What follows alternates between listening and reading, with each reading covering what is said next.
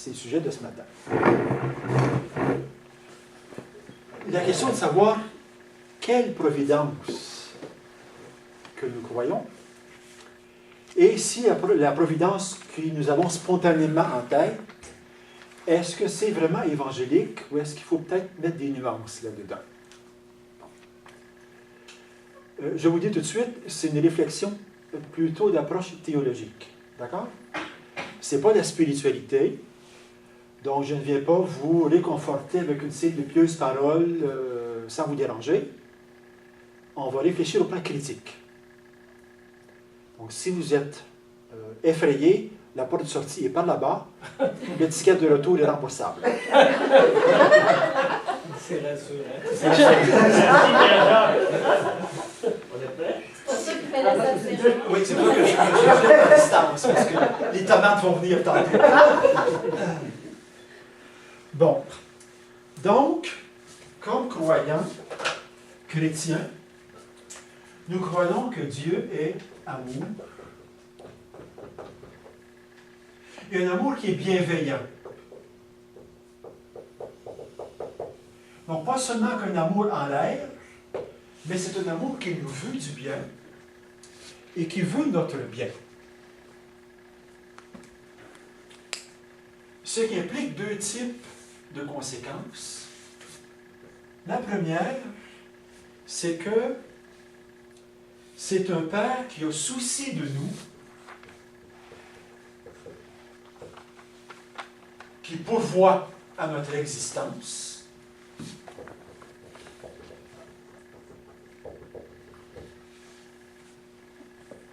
et qui veille sur nous.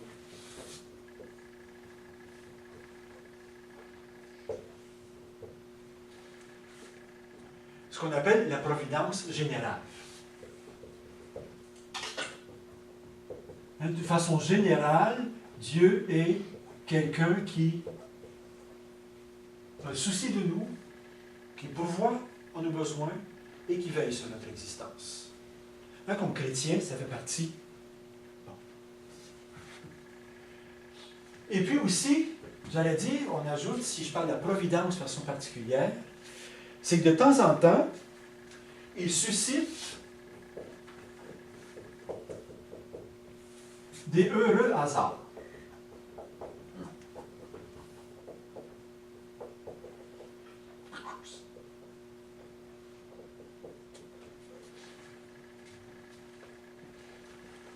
Là, je me cherche un appartement, et puis tout à coup, j'apprends par un de mes amis qu'un appartement qui se libère pas loin, juste là où je voudrais en avoir un 2,5, juste que ça me prend, puis juste dans mes prix. C'est providentiel.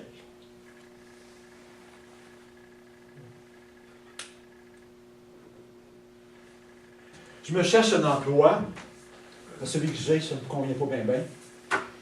Puis là, j'apprends par une petite annonce classée que j'ai en plein ce qu'il me faut, dans les limites d'heures qui conviennent, à l'endroit qu'il me faut, pas trop loin de chez moi. Merci, mon Dieu.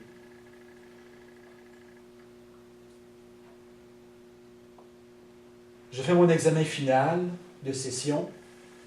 Il y a 20 questions à répondre, à préparer en tous les cas. Et le professeur, quand il me met la feuille, c'est en plein la bonne question que j'avais préparée. C'est providentiel.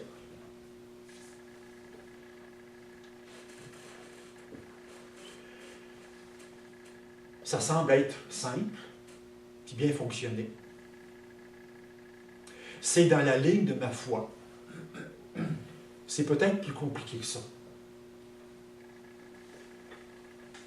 Vous savez tous que je suis pomiculteur, donc je suis responsable du verger ici au monastère. Et pour faire des bonnes pommes, ça prend beaucoup de pluie. Parce qu'une pomme, c'est de l'eau entourée d'une pelure, et des pépins dedans. Donc plus il pleut pendant l'été, mois de juillet et août, mieux c'est, ça fait des grosses pommes juteuses. Et à tous les ans, comme communauté, nous avons ce qu'on appelle la période d'irrogation, c'est qu'on va dans le verger pour prier pour une bonne récolte. Demander à ce que la providence se soucie de nous, pourvoit nos besoins et veille sur la récolte.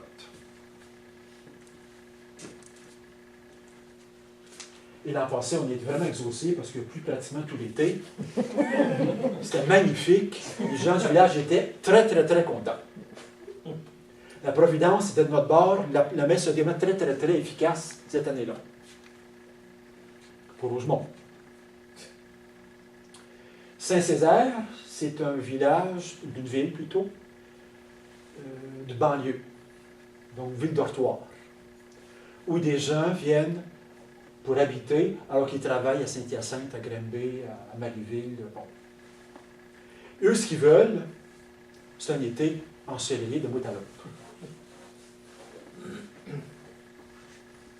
Donc, la bonne providence qui a envoyé la pluie ici a beaucoup de difficultés à envoyer du soleil là-bas. C'est 10 km de distance à peu près, là. Et c'est un peu compliqué au niveau de la météo de faire que tout le monde soit content. Elle est où la providence là-dedans? Elle est de notre bord ou pas du leur?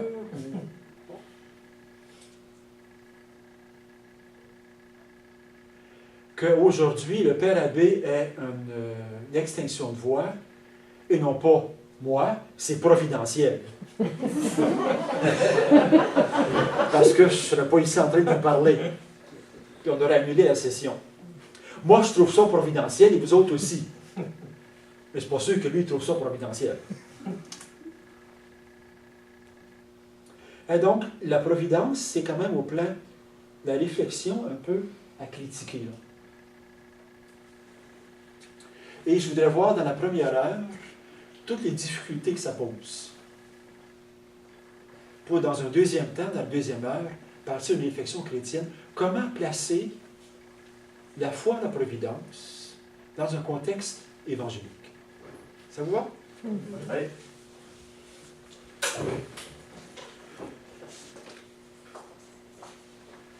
Première question, ou première remarque, c'est que la providence que je viens de vous présenter, dans ces deux aspects, implique un Dieu qui soit très interventionniste.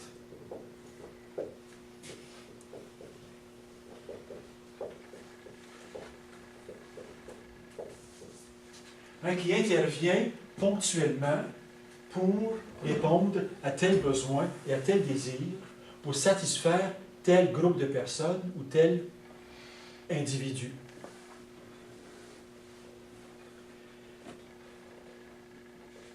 Qui intervient dans le déroulement des événements pour changer les règles du jeu. Une fois de temps en temps, pour satisfaire ceux qui soucis, partage les bêtes. Qui tire les ficelles pour que les choses arrivent bien pour telle personne, pour tel croyant. Qui bousille les règles du jeu, les règles de la nature, les règles du fonctionnement, pour que les choses arrivent comme lui voudrait que ça arrive.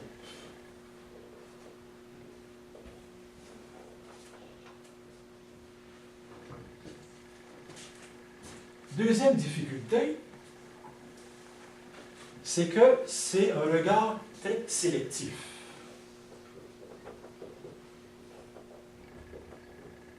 Et providentiel, ce qui fait mon affaire. Et providentiel, ce qui, à mes yeux, me convient à moi aujourd'hui, maintenant. Donc, dans le déroulement des événements, j'en choisis quelques-uns qui sont providentiels à mes yeux.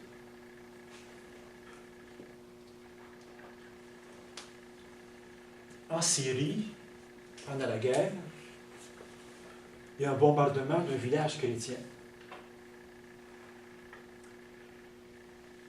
Les bombes tombent un peu partout. Et à la fin du bombardement, il y a une maison qui est épargnée, qui est intacte, avec une petite famille qui est à l'intérieur.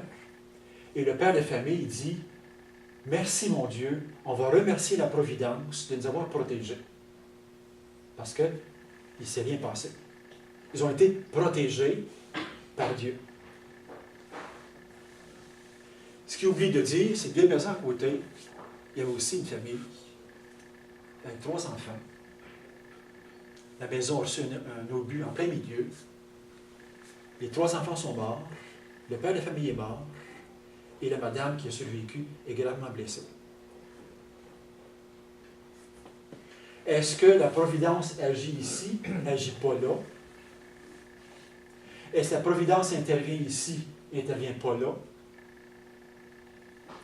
Allez, quel est le regard que j'ai là? Est-ce que la providence a des ratés?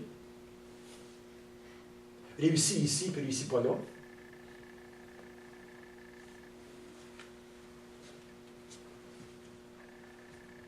On sélectionne des événements. La personne en question, le survivant, a sélectionné le fait que lui n'avait pas été bombardé, sans tenir compte que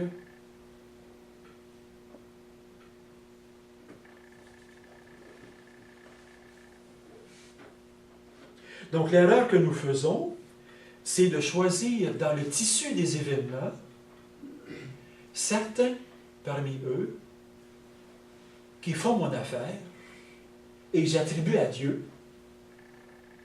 Et le reste, ben, c'est Lazare, ou c'est pas à Dieu, ou Dieu s'est trompé, ou enfin.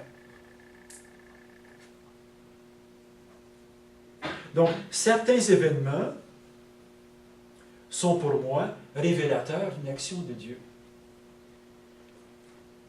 Certains événements sont pas significatifs d'un appel de Dieu. Par exemple, la vocation, par exemple. Je cherche une vocation, là.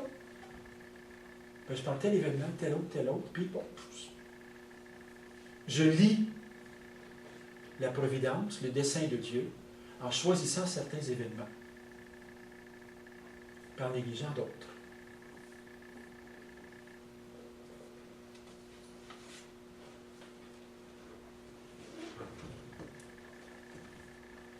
Troisième difficulté, c'est que c'est un mot, la providence est une notion de la religion naturelle. En voulant dire que, on va dire ceci, plein de gens sont croyants, grosso modo, à gros grains, sont ni spécifiquement chrétiens, ni pratiquants, encore moins pratiquants, et croient quand même à la providence. Moi, ça a bien été cette année, le gars d'en haut, là, s'est occupé de moi. Le gars d'en haut.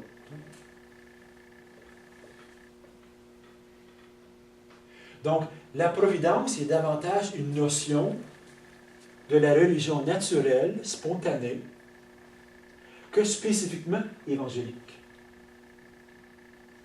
Parce que plein de gens qui sont à peu près croyants réfèrent à cette providence-là, à ce Dieu qui veille sur eux. Et souvent, leur foi se limite à ça. Quelqu'un en haut, quelque part, d'assez vague, s'occupe d'eux. Puis il réfère à lui quand ça va mal.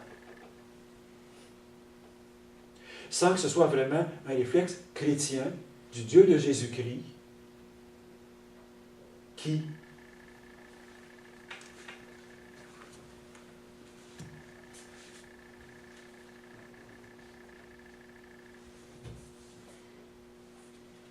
donc, c'est un mot davantage de la culture religieuse que de la foi chrétienne.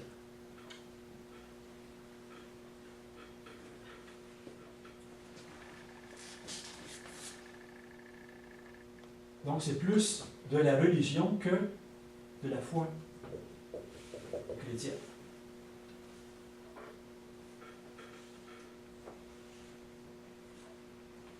La difficulté suivante, je vais regarder un petit peu plus loin, c'est que la providence, au niveau de l'histoire des religions, est une notion qui nous vient de la pensée grecque. Bon, le monde grec commence avec la mythologie, où il y a un Dieu pour chacun des secteurs de l'existence. Il y a un Dieu de la pluie, il y a un Dieu de la mer, il y a un Dieu de la récolte, il y a un Dieu de la foudre, il y a un Dieu de l'orage, il y a un Dieu de la guerre, il y a un Dieu des foyers, de l'amour, pour tout. Donc, il y a des secteurs de notre vie qui sont sous la protection d'un Dieu en particulier, et c'est lui qui s'en occupe. Hein, c'est ce Dieu-là qui est en charge d'eux. Et pour que ça aille bien, je vénère ce Dieu-là. Je vais lui offrir des cultes, des sacrifices, tout ce que vous voudrez, pour que sa providence soit positive à mon égard.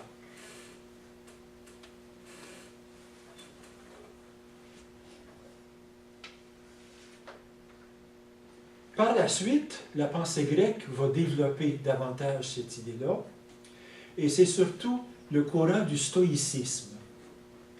Le stoïcisme est une pensée, est une philosophie grecque qui a énormément influencé le christianisme, beaucoup plus qu'on le pense. Donc, le stoïcisme s'oppose à ce niveau-là à l'épicurisme. L'épicurisme considère que la marche du monde, puis les événements, c'est quelque chose d'aveugle. Le monde des dieux se foutant du monde terrestre. Donc le monde terrestre va comme ça va. Et l'épicurisme, c'est de dire, bien, ça va comme ça va, essayons de profiter au maximum des bonnes choses qu'on peut trouver entre les lignes. Bien manger, bien dormir, bon. L'épicurisme. Le stoïcisme va dire le contraire. Il dit, le monde, le cosmos, a une organisation formidable. C'est extrêmement bien structuré. Tout est prévu, tout est organisé, tout est guidé, jusque dans les moindres détails. Et le Père de tout, la pensée générale, la pensée globale, l'être suprême, donne à chaque être inférieur sa place précise et son rôle précis.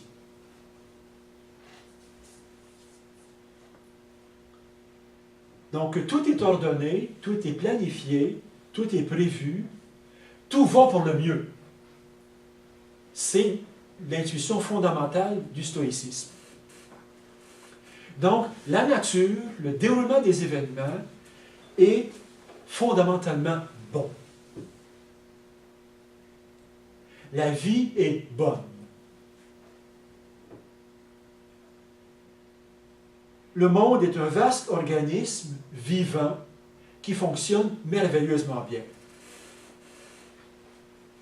Et l'être humain, dans cette organisation générale, son bonheur, c'est de se soumettre à ce qui se passe. C'est de se soumettre à son destin, à l'harmonie de l'ensemble. De toute façon, on ne peut pas y échapper.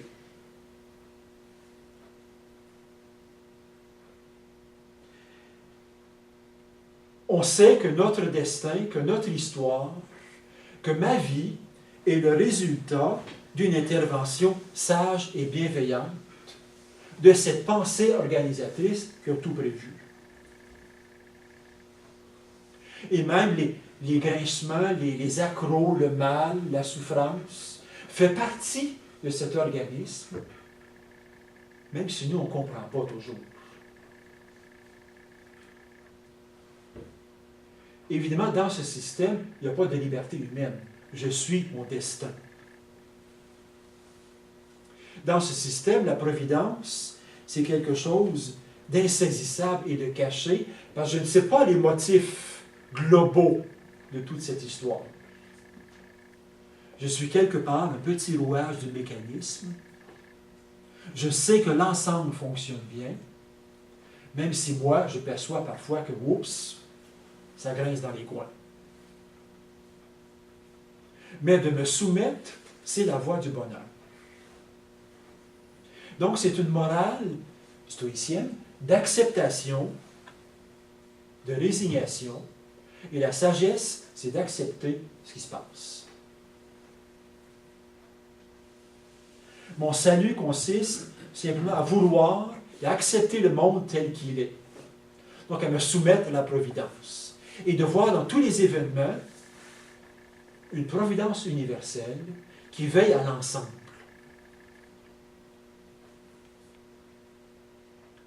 La seule frange de liberté que j'ai, c'est la liberté de consentir à cela.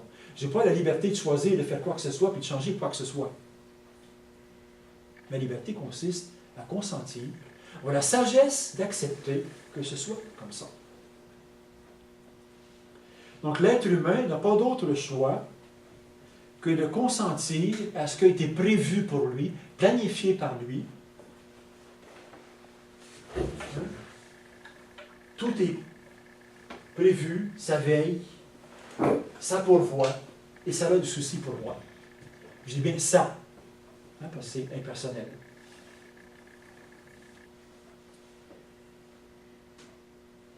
Donc l'être humain n'a pas d'autre choix que de consentir à ce qui a été planifié, désigné, prévu pour lui, pour que lui, il entre dans ce mécanisme-là.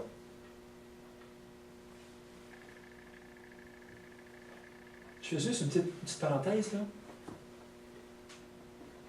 Quelqu'un qui essaie de découvrir sa vocation. Est-ce que j'essaie de voir quel est le rôle qu'il faut que je découvre dans le mécanisme prévu longtemps d'avance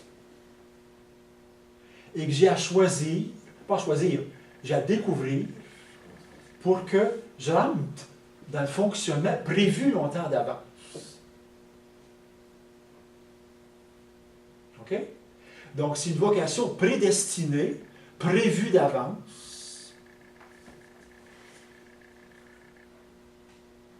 Ou est-ce que c'est une vocation, c'est-à-dire une marche à deux avec moi et Dieu? Et on bâtit tous les deux une vie. On bâtit un projet chrétien. On bâtit tous les deux une existence chrétienne. Si je dis qu'on le bâtit d'avance, ce n'est pas un plan prévu, là. OK, là? Ça pose plein de choses, là. Je pose déjà la question de tantôt au deuxième heure, tantôt. Il faut que je découvre la volonté de Dieu. C'est quoi la pensée globale de Dieu dans le type stoïcien? Et là, il faut que je découvre qu'est-ce qu'il veut, là. Ou est-ce que Dieu marche avec moi, puis on fabrique la volonté de Dieu tous les deux ensemble? Je m'engage dans le monde au nom de l'Évangile et je fais sa volonté. Faire dans l'autre sens. Est-ce que c'est ici, là? Non, ça va venir. On reviendra tantôt. Mais il reste qu'on reçoit des dons de Dieu quand même différents du voisin. Fait que chacun a un chemin différent de l'autre à cause des dons qu'il a reçus qui sont différents. Bien sûr. Mes dons, ma liberté, tout ça, ça va servir. Oui. Donc, il y a une partie qui est préétablie. Il y a un chemin qui est pré-tracé pour nous parce qu'on a tel don, on n'a pas telle attitude. Du moins, il y a des choses que je ne peux pas faire parce que je ne suis pas fait pour. Ouais, il y a des choses que je vais être capable de faire davantage parce que j'ai des dons pour. Ouais. OK? Mais a priori, pourquoi pas les deux? Ça ne marche pas. Il y a comme Francis l'a dit. On y reviendra. Gardez votre question, on y reviendra.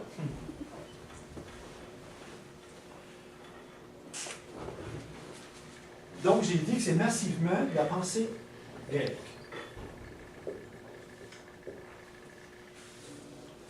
Autre élément très surprenant, c'est que dans la Bible, le mot providence n'intervient que 2 fois. Le mot providence. Il intervient 2 fois dans l'Ancien Testament, dans le livre de la sagesse, qui, comme tout à fait par hasard, est un livre très fortement inspiré de la pensée grecque. Donc, l'ensemble de l'Ancien Testament a été écrit sans que le mot providence soit là-dedans. Commençons par l'Ancien Testament.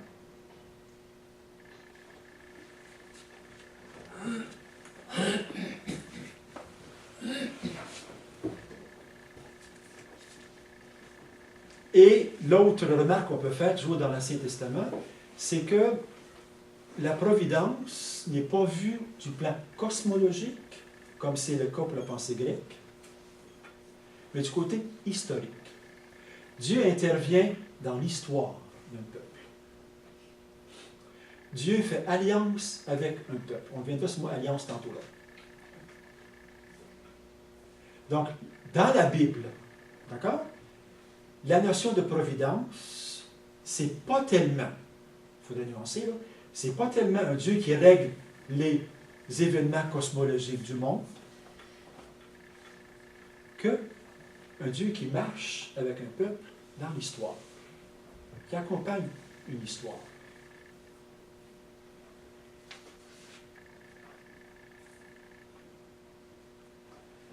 Et cette histoire, encore là, elle est un petit peu ambiguë, en ce sens que certains livres de l'Ancien Testament montrent très bien que Dieu contrôle l'histoire, Dieu prévoit, Dieu planifie, Dieu organise. Notamment dans le livre des prophètes. L'ensemble des prophètes montre un Dieu qui, effectivement, planifie une histoire, prévoit, prédit. Le prophète va dire d'avance ce qui va arriver. Le prophète va annoncer d'avance que tel événement va se produire. Heureux ou malheureux. Parce que Dieu va intervenir. Dieu est déjà intervenu, il intervient aujourd'hui, il va intervenir dans l'histoire. Donc Dieu garde le contrôle de ce qui se passe dans un grand nombre de livres de l'Ancien Testament. Et paradoxalement, parfois il y a des ratés. Bon, un livre où c'est très amusant, c'est Genèse 1:11. Donc le début du livre de la Genèse, Dieu crée le monde, Dieu crée la création, puis boum, il y a le serpent qui est arrivé là-dedans. C'était pas prévu au programme, ça, là. Donc il faut qu'il corrige. Bon. Qu'est-ce que je fais avec Adam et Ève? Bon, si je les laisse là, ça ne marchera pas. Je les sors du paradis terrestre, je les envoie dehors. Bon. Là, l'histoire continue, Caïn qui arrive. Bon, c'était pas prévu. Mon Dieu, qu'est-ce qui se passe? C'est ce que je dois faire. Ça continue, ça va de plus en plus mal. Ben là, il faut que j'efface tout ça. Là. Ça n'a pas de bon sens. Là. Le mal est partout. Le déluge. On recommence, on efface ça, on recommence. Hein? On a l'impression que, oups, Dieu, il faut qu'il s'organise en conséquence. Là.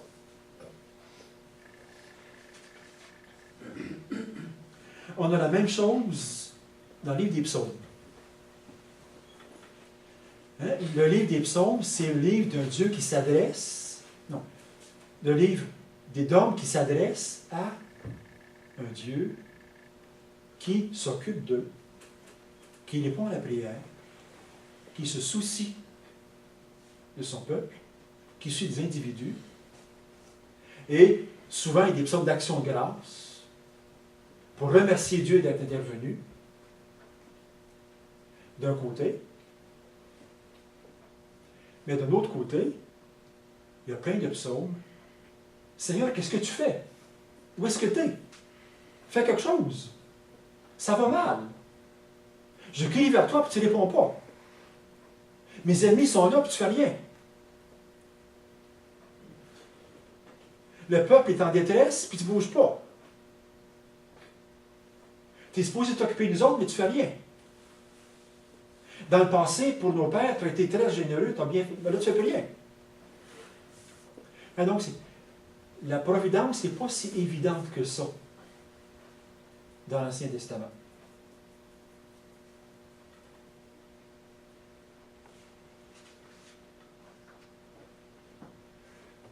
Le Nouveau Testament.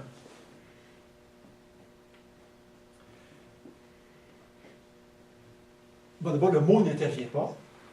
Donc, parfois, on a l'impression, parce que c'est marqué au titre du paragraphe, la providence de Dieu ou des choses comme ça. Mais comme tel, le mot n'intervient pas. Donc, c'est bien dire que le Nouveau Testament prend une distance par rapport à la notion de providence. Par contre, soyons honnêtes, le Nouveau Testament présente vraiment Dieu comme étant quelqu'un qui pourvoit, qui s'occupe de nous, un Père céleste qui prend soin de nous. On n'a pas à se soucier parce qu'il veille sur nous, etc., etc., etc. Il y a 3 textes en particulier. Donc, Matthieu 6, 25, 34. Matthieu 6, 25, 34.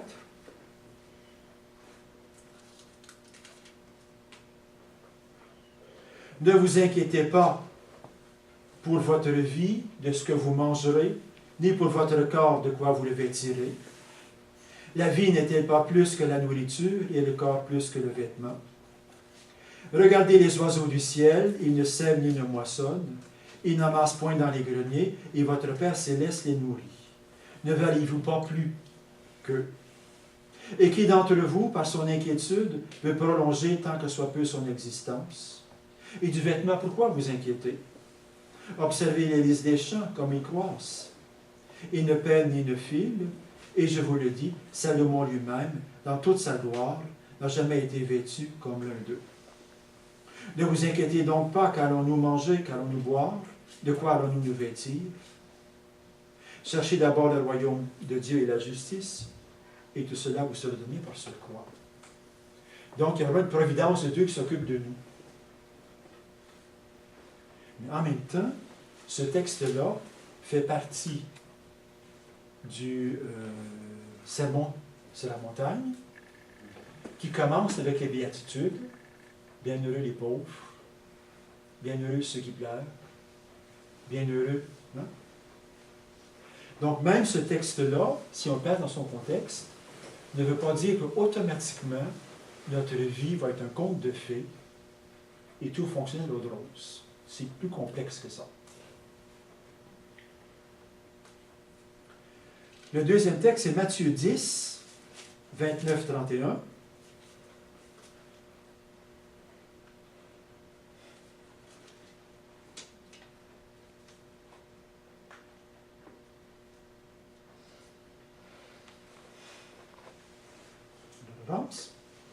Est-ce qu'on ne vend pas 2 moineaux pour 1 sou? Pourtant, pas un d'entre eux ne tombe à terre, indépendamment de votre Père. Quant à vous, même vos cheveux sont tous comptés. Soyez donc sans crainte, vous valez mieux, vous, que tous les moineaux du monde. Donc, il y a vraiment quelqu'un qui veille sur nous, même sur nos cheveux. Mais en même temps, ce texte-là est cité dans un contexte où il est question de persécution. Donc, Jésus prédit la persécution pour sa communauté, pour les disciples, mais il dit, inquiétez-vous pas, le Père veille sur vous. Donc là aussi, il y a une providence, Dieu veille sur nous, mais tout n'est pas à l'eau de rose. Hein? Et tout de suite après ce texte-ci, que je viens de vous lire, n'allez pas croire que je suis venu apporter la paix sur la terre. Je ne suis pas venu apporter la paix, mais bien le glaive. Donc, mais je ne conteste pas qu'il y a à l'intérieur de l'Ancien Testament et du Nouveau Testament un Dieu qui a souci de nous, qui pourvoit nos besoins et qui veille sur nous. Mais avec nuance.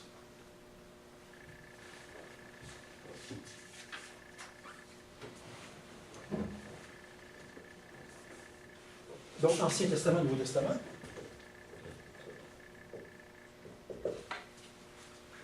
La difficulté suivante, c'est l'existence du mal.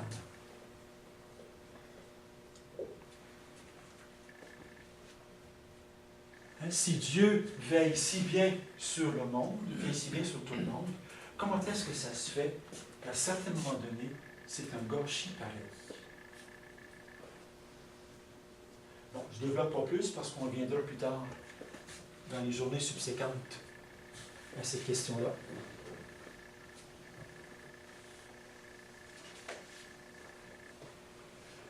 L'autre question un peu plus embêtante, c'est l'existence du péché.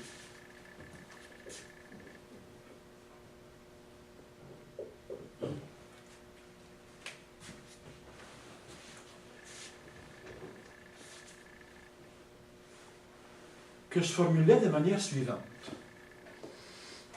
Si Dieu veille sur moi, s'il me donne sa grâce, comment est-ce que ça se fait qu'elle ne soit pas plus efficace qu'elle l'est? Que je ne devienne pas automatiquement un saint. Puis si par hasard elle était efficace et je devienne automatiquement un saint, est-ce que je serai encore libre? Le ciel deviendrait un camp de concentration où je vais automatiquement, sans avoir le choix. Vous voyez la question, là?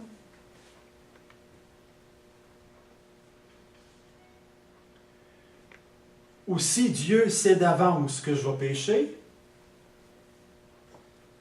est-ce qu'il donne quand même sa grâce? Je vais la gaspiller. S'il me donne quand même sa grâce, ça donne quoi de la donner puisque je pêche pareil?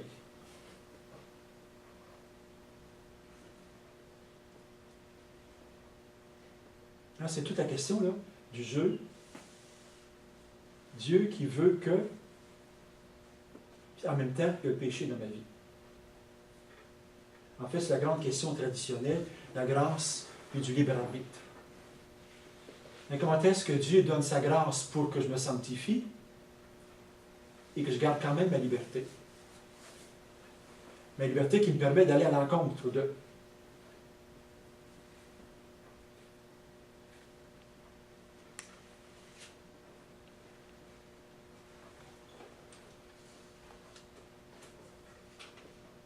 L'autre problématique, c'est que c'est la dimension psychologique de la foi en la providence.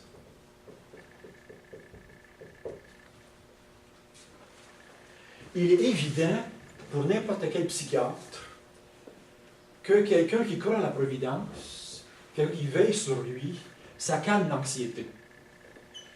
C'est un excellent remède contre l'anxiété naturelle qui nous habite face à l'existence puis au non-sens.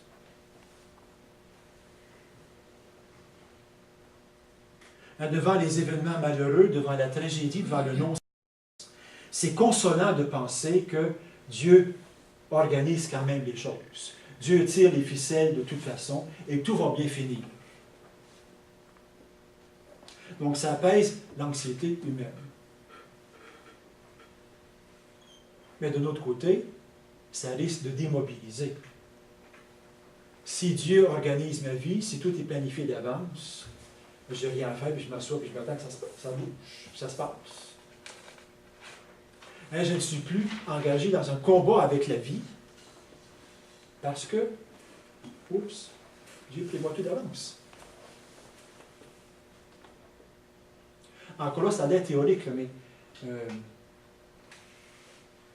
quand on qualifie dans un contexte américain conservateur, aux États-Unis, les ouragans de Act of God, est-ce qu'on construit encore des digues? Est-ce qu'on va lutter contre le changement climatique? C'est Act of God. C'est Dieu qui fait ça.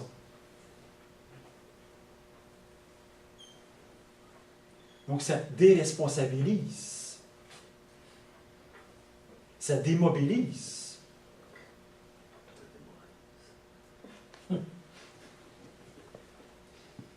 Ma voiture, là, il faudrait que je fasse réaligner les roues, parce que si ça continue comme ça va aller mal.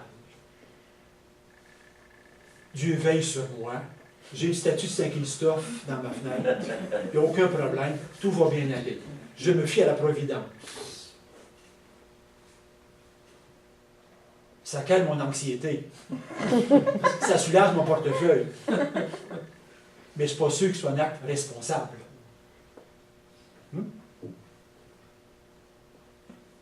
Et le pire, c'est que les gens qui disent ça, là, ils se disent des vrais croyants. Moi, je crois en Dieu. Moi, je crois en la protection de Dieu.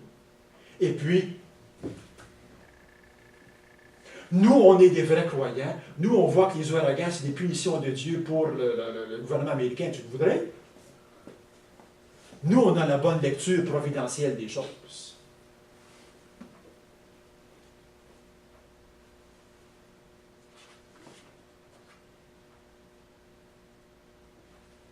Ce qui me conduit à une certaine naïveté.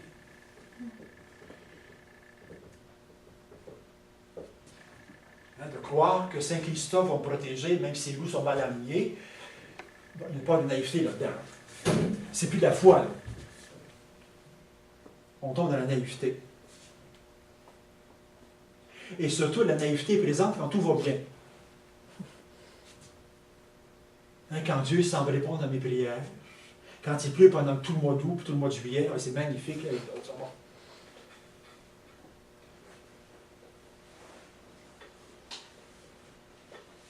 Romains 8, 28, tout concourt au bien de ceux qui aiment Dieu.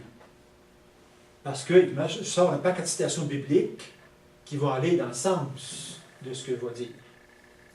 Parce que comme je viens de dire tout à l'heure, quand j'ai parlé de l'Ancien Testament et du Nouveau Testament, on dit les deux. Il y a des textes qui sont nettement providentiels et d'autres qui sont moins. Donc, dépendamment de notre point de vue, on va chercher les textes qui font notre affaire.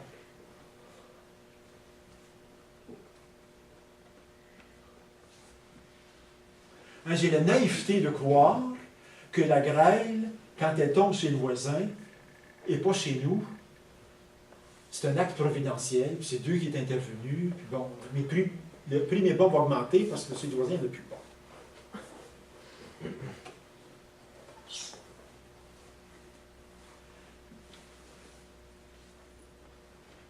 Ou encore, ça, c'est pas la naïveté,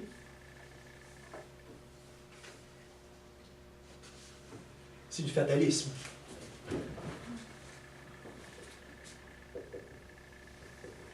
Tel malheur m'est arrivé, ben, c'est la volonté de Dieu. Je me résigne, je laisse tomber, je baisse les bras. Plutôt que de me ressaisir et d'affronter la situation. Je n'ai pas affronté la situation, c'est une volonté de Dieu, je laisse tomber. L'islam est très marqué par ça. L'islam, tout ce qui arrive, c'est volonté de Dieu, Inch'Allah. Volonté de Dieu.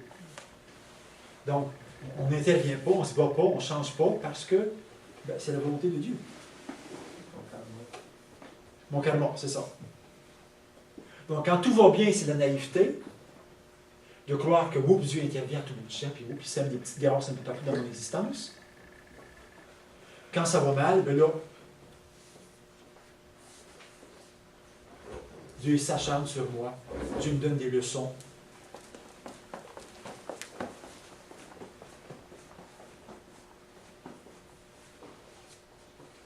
Donc, vous voyez que c'est pas aussi simple que ça m'a l'air. Et l'image qu'il y a souvent derrière notre providence, c'est d'un Dieu qui donne, de façon arbitraire, le bonheur et le malheur,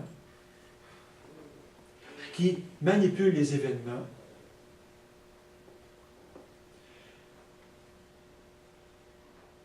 donc qui est très, très, très interventionniste, qui m'enlève ma liberté, qui a tout organisé d'avance, qui sait où est-ce qu'on s'en va. Moi, je n'ai pas de liberté. Je n'ai rien à faire là-dedans, sinon d'accepter. Et je vous donne une image, juste pour vous choquer, là. Donc, de découvrir ma vocation, elle est déjà dans l'ordinateur. Dieu a tout prévu. Et trouver ma vocation, c'est d'arriver à trouver les bons boutons pour que ça se réalise. Et si je ne trouve pas les bons boutons, ça va aller mal. Et sur le bon programme, waouh, j'ai ma vocation. On deviendra après la pause. Les éléments que j'avais déjà donnés à une session précédente l'an passé pour ensuite rebondir à partir de là. on avait vu que l'être humain et Dieu organisent leurs relations et spontanément, ce que l'on croit, c'est que je fais quelque chose et Dieu répond à mon agir. OK. Merci. Donc, je fais un certain nombre de prières et Dieu répond à mes prières. Je fais des sacrifices, je fais des bonnes œuvres, je fais des bonnes actions et Dieu me récompense. J'agis mal, Dieu me punit. C'est une conception qui est profondément ancrée à l'intérieur de nous, même si en fait, elle n'est pas évangélique. On fonctionne spontanément de cette façon-là, mais ce n'est pas la bonne manière. Donc, pour ceux qui viennent d'arriver, là, notre relation spontanée avec Dieu, c'est que nous faisons quelque chose, des prières, des sacrifices, et Dieu répond en conséquence. Donc, si j'agis bien, Dieu me récompense. Si j'agis mal, Dieu me punit. Le schéma évangélique, c'est toujours Dieu et l'être humain qui sont en relation l'un avec l'autre. Mais c'est Dieu qui agit en premier. Ici, c'est moi qui agis en premier. C'est lui qui agit, c'est lui qui intervient dans ma vie. Et découvrant sa présence, découvrant son action, je lui rends grâce, je réponds, je change ma vie. Ça, c'est le schéma évangélique. Selon l'Évangile, c'est le Christ qui s'incarne. C'est Dieu qui réveille son Fils. C'est Jésus qui va manger, c'est Jaché. Et non pas Jaché qui va manger chez Jésus. Donc c'est Jésus qui vient. C'est Jésus qui guérit. C'est Jésus qui appelle ses apôtres, ses disciples. Donc c'est toujours son action qui est première. C'est Dieu qui, le premier, nous a aimés. Et nous, on l'aime en retour. Bon, j'avais pris l'an passé le bel exemple de Saint Paul. Saint Paul qui se convertit. Bon, et Saint Paul se convertir, c'est de passer du schéma de la loi, dans lequel il était expert, au schéma de la grâce de l'Évangile. Je prends ça, ça vaut la peine. Donc, le texte, c'est Philippiens 3, 4, 12. Où Saint Paul raconte ce changement radical dans sa vie, où il passe de l'ancien schéma naturel et spontané dans lequel il était, pour passer au schéma évangélique. Là, il raconte que il est devant Dieu, méritoire au possible. C'est un juif circoncis le 8e jour, de la race d'Israël, de la tribu de Benjamin, il fait partie du peuple élu, là. Il a ses droits devant Dieu. Il peut revendiquer à Dieu une récompense parce qu'il est de la race élue. Il est hébreu, fils d'hébreu. Par la loi pharisienne, les meilleurs de la gamme. Par le zèle persécuteur de l'Église. Il en fait encore plus que les autres. Donc, par la justice que procure la loi, j'étais devenu irréprochable. Toujours Philippiens 3 là. Un premier de classe. Devant Dieu, il n'y en a pas un qui me battait. Je suis justifié totalement, donc Dieu doit absolument me donner la récompense parce que j'ai tout fait pour le mériter. Donc, d'après la loi, je suis sauvé. J'ai tout mis ça de côté. Mon objectif, c'est de gagner le Christ. Non pas avec la justice à moi qui vient de la loi, mais de la justice qui vient de Dieu et qui s'appuie sur la foi. Je lis toujours Philippiens 1. Il s'agit de le connaître lui. Le Christ s'est manifesté à moi. s'agit de connaître, de la justice qui vient de Dieu. Non pas que j'ai obtenu tout cela, ou que je sois devenu parfait, mais je m'élance pour tâcher de le saisir, ayant moi-même d'abord été saisi par le Christ. La grande découverte que Paul fait, c'est que tous ces efforts qu'il faisait depuis sa naissance pour se valoir devant Dieu, pour que Dieu le récompense, c'est zéro. C'est des balayures à côté du fait que le Christ s'est révélé à lui. Le Christ s'est fait connaître à lui. Le Christ est entré dans sa vie. Le Christ l'a jeté en bas de son cheval. C'est l'événement de sa vie. Et depuis ce temps-là, il essaie simplement de garder la relation avec Dieu.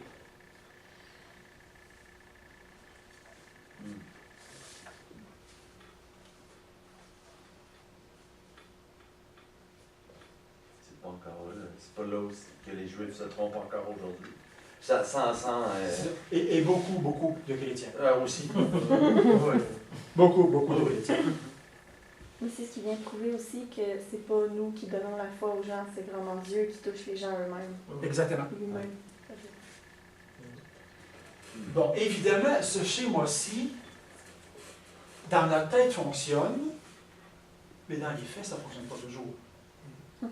On se rend bien compte, dans l'expérience quotidienne que l'on fait, que beaucoup de gens vivent de façon juste, puis les malheurs leur tombent sur la tête les uns après les autres. Et que d'autres gens, des gros mafiosos, gras durs, passent leur temps à faire un mauvais coup, puis tout va bien, ils sont riches, puis tout, etc. Donc c'est déjà l'immense question de Job. Hein? Job est dans le malheur, il a tout perdu. Donc ses amis viennent lui dire, écoute, tu as tout perdu, tu as péché. Tu sais peut-être pas, là, mais il y a sûrement quelque chose ici, là, que tu as fait pour que tout ça t'arrive. Et Job passe son temps à protester pour dire, non, j'ai rien fait, je suis innocent, je n'ai pas péché, je suis injuste, et quand même, ça arrive. Mais il n'y a pas... quand Jésus dit « pour que vous sachiez que le Fils de l'homme a le pouvoir de remettre les péchés », il a dit au paralytique « lève-toi et marche » pour convaincre les Juifs que sa maladie découlait de ses péchés. Non, on ne découlait pas de ses péchés. Non. Je viens d'abord te sauver. Et le signe du salut que je te donne, c'est celui-là. Mais c'est sûr que Jésus s'adresse à des gens qui fonctionnent comme ça.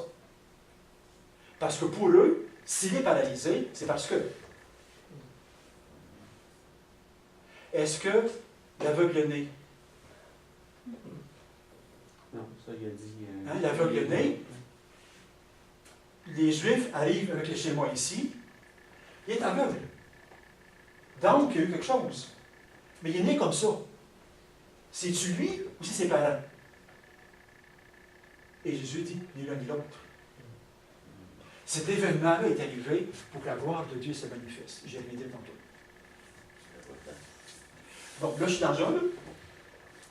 Il y a deux textes. Il y a un texte aussi dans Luc 13, 2, 5.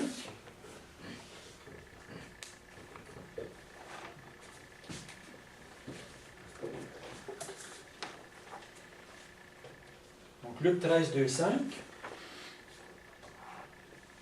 À ce moment survinrent des gens qui lui rapportèrent l'affaire des Galiléens, dont Pilate avait mêlé le sang à celui de leur sacrifice. Donc des gens qui ont été tués par Pilate pendant qu'il a fait un sacrifice dans le temple. Il leur répondit, « Pensez-vous que ces Galiléens étaient des plus grands pécheurs que tous les autres Galiléens pour avoir subi un tel sort? » OK?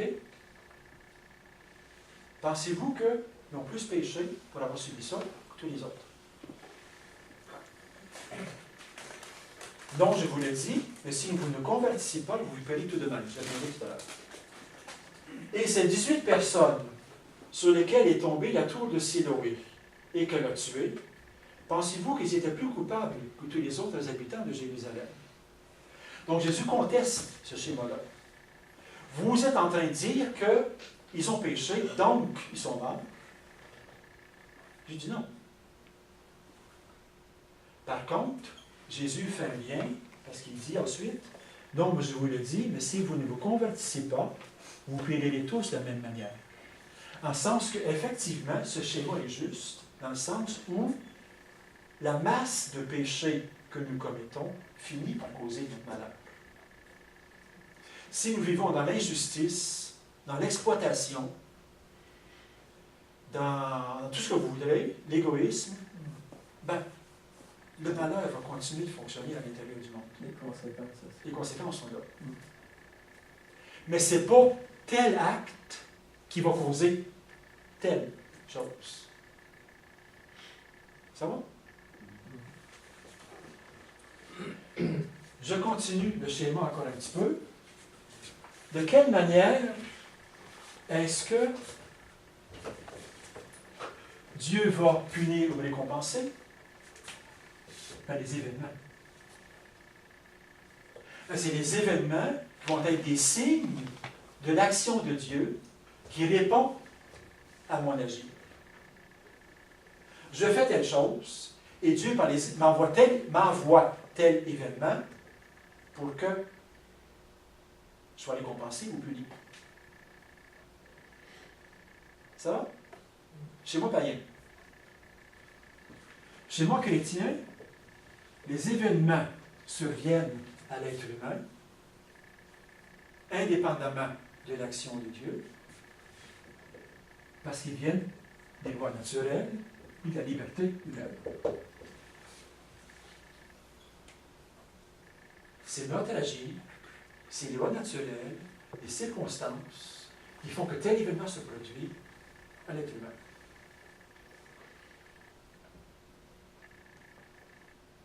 Et j'avais pris l'an passé l'exemple du sida. Le sida est lu encore dans certains cercles chrétiens comme étant des gens qui agissent mal au plan de la morale sexuelle. Donc, le sida leur a été envoyé par Dieu pour les punir. Le sida, c'est un événement qui se produit, causé par un virus.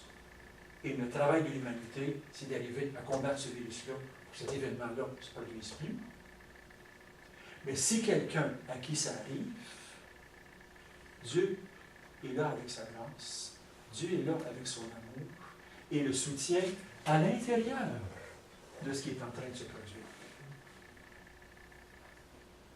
Dieu l'accompagne. Dieu n'est pas en train de tirer les ficelles par en arrière. Dieu l'accompagne là-dedans, le soutient là-dedans, l'aime là-dedans. Est-ce que ça va? Donc, si j'ai bien compris, c'est que si c'est quelque chose de mal, ça ne vient pas de Dieu. Oui. C'est ça? Oui. Okay. Et de bien aussi. Oui. OK. Donc, ça va Donc, comme des deux bords. Donc, même si c'est quelque chose de bien, ça ne veut pas dire que c'est de Dieu non plus. C'est ça. OK. Donc, ça m'invite, au plan évangélique, à lire les choses qui m'arrivent, les événements qui m'arrivent, non pas comme étant des choses que Dieu bombarde ou me fait cadeau. C'est des événements qui arrivent comme ça, dans lesquels, avec lesquels et par lesquels j'y à vivre dans l'amour de Dieu. OK. Donc, c'est comme les événements eux-mêmes ne sont pas de Dieu, mais Dieu nous accompagne à travers les événements. 10 sur 10. Ben, Oui. des fois, même, je pense que c'est ces événements-là qui font qu'on va laisser Dieu nous aider en quelque part. Tu sais, laisser Dieu rentrer en La réaction chrétienne, c'est ça. Le sida peut être pour la personne qui attrape une très belle occasion, excusez l'expression, là, de refaire une nouvelle alliance avec Dieu, de redécouvrir sa présence et son amour dans ces circonstances-là. Tout à fait. Fait que dans ce sens-là, le mal qu'on interprète peut être un bien en fin de compte. C'est ça.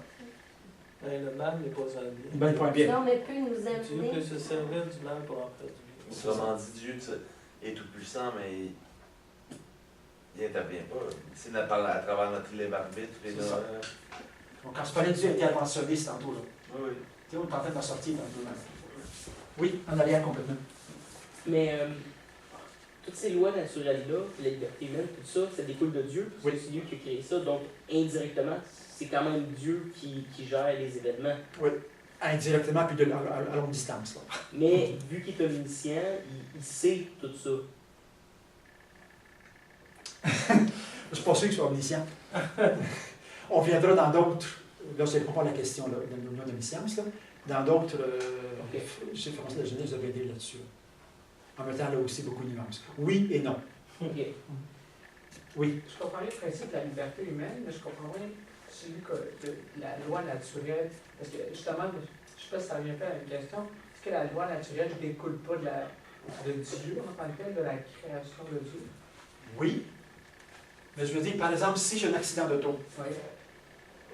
bon, ça découle du fait que, ben écoute, la voiture pèse tant de tonnes, et puis on gelait à telle vitesse, la masse fait que telle chose. Ces lois-là ont toutes été créées par Dieu, bien entendu. Mais je ne peux pas dire que Dieu est responsable de l'accident qui m'est arrivé.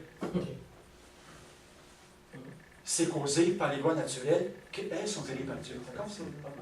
Il est créé, mais il a laissé libre aussi. C'est ça. Il laisse les choses aller. Il laisse les choses aller, c'est ça, exactement. Enfin, les lois naturelles, c'est l'équilibre naturel Oui. des choses. Ok. Je comprends. Nous, on est déséquilibrés. Oui. L'histoire de Noé, c'est un peu qui ressemble plus à la gauche que à la droite. Pardon? L'histoire de Noé. Genre, mettons, comme le gars, puis il a comme trop péché, puis finalement, le faire est fini, puis après ça, il a. C'est ça. Donc là, ce moment-là, dans l'Ancien Testament, l'Ancien Testament n'a pas le schéma évangélique. C'est une autre alliance. OK, là? Bon. L'Ancien Testament, massivement, pour ne pas dire universellement, fonctionne avec ça. Toute l'Écriture va dire le peuple a été infidèle, Dieu nous a punis. Le peuple a adoré les idoles, je les ai abandonnés à leur sort. Le peuple m'a désobéi, et ainsi de suite. Et c'est pour ça que Saint Paul, en tant que bon juif, marqué par toute la loi de l'Ancien Testament, fonctionnait comme ça. Et c'est la nouveauté de l'Évangile de dire non. Dieu vient gratuitement aimer son peuple. Dieu a l'initiative de l'amour. C'est lui qui aime le premier. Il vient nous visiter, il vient s'incarner, indépendamment de nos mérites, indépendamment de ce qu'on a fait. Est-ce que ça répond un petit peu? Tout l'Ancien Testament est ici. L'Ancien Testament n'a jamais sorti de ce schéma-là. Oui, David? Juste savoir, est-ce que vous allez revenir sur ce qu'on a fait dans d'autres formations? Parce que j'ai un ami précisément qui est encore qui est justement dans ce schéma-là, qui n'est pas là aujourd'hui, mais qui va être là le 7 février. De toute façon, ça va être enregistré, tu pourras lui. J'ai été encore plus clair l'an passé quand je l'ai donné. Mais il y a, écoutez, Mais en même temps. il y a plein de monde là-dedans. Qu'est-ce que j'ai fait au bon Dieu pour que? Ah oui? On se pense des grands croyants quand on dit ça, là, tu sais. Qu'est-ce que j'ai fait de bon Dieu pour que? Oui, là, Julien. Ah ben si ce schéma-là, il est pas bon, pourquoi on garde ces textes-là?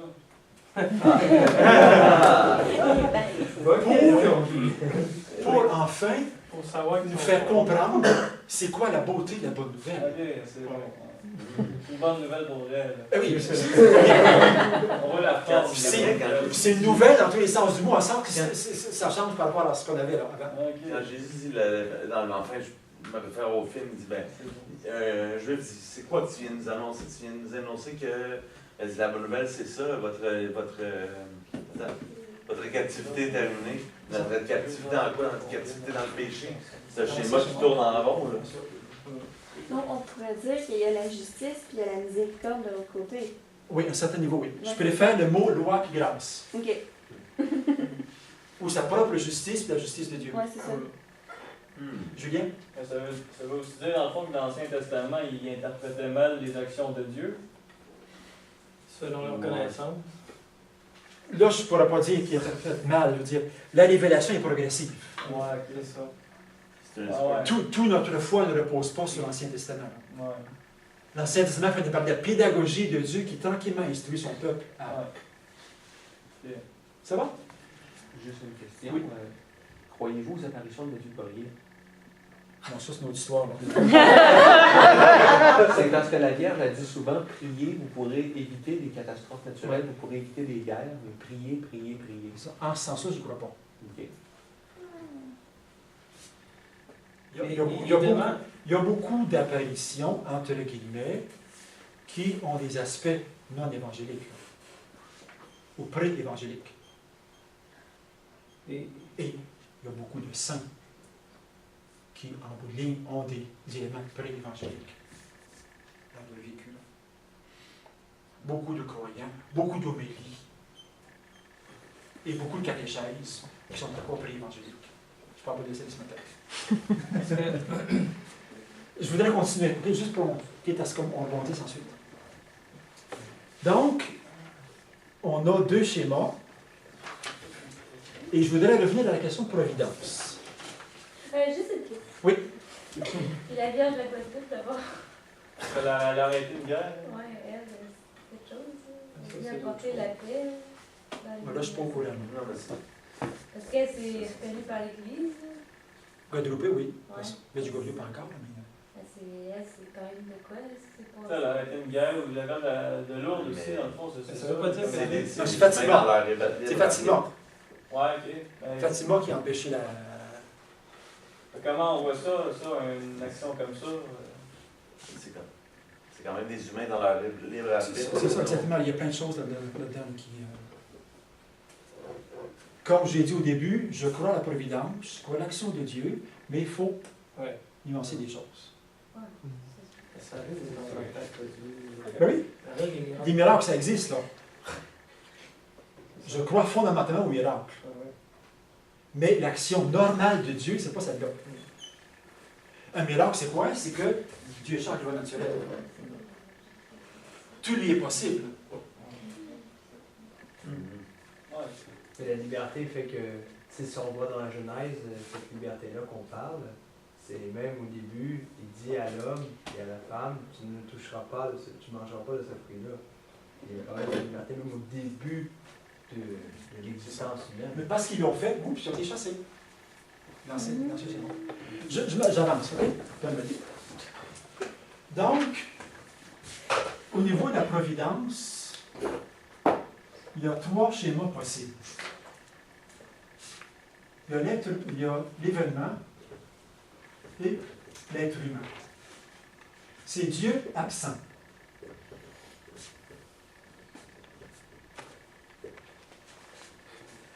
L'athéisme.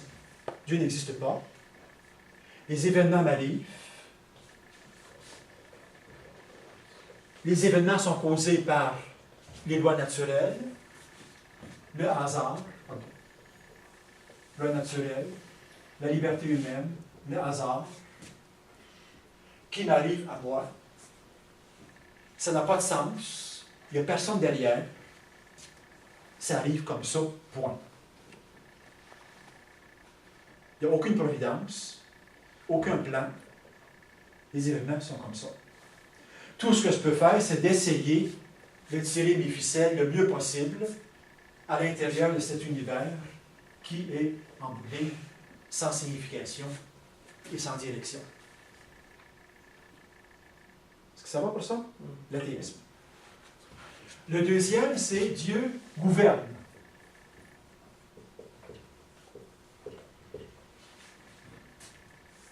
Un Dieu a le contrôle de la situation, et il agit tout seul. Tout ce que moi je peux faire, c'est lui demander d'agir favorablement. Puis d'espérer que mes actes ne soient pas trop punis, qu'ils soient suffisamment miséricordieux pour ne pas que. Mais c'est lui qui gouverne, il garde le contrôle, c'est lui qui fait tout fonctionner, et tire les ficelles au fur et à mesure que l'histoire avance. Ça va toujours?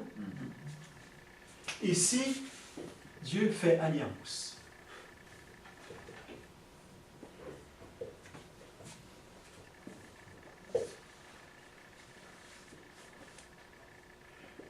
fait alliance avec quelqu'un, il entre dans sa vie, et on va tous les deux affronter les réalités, le vécu, l'histoire et les faits.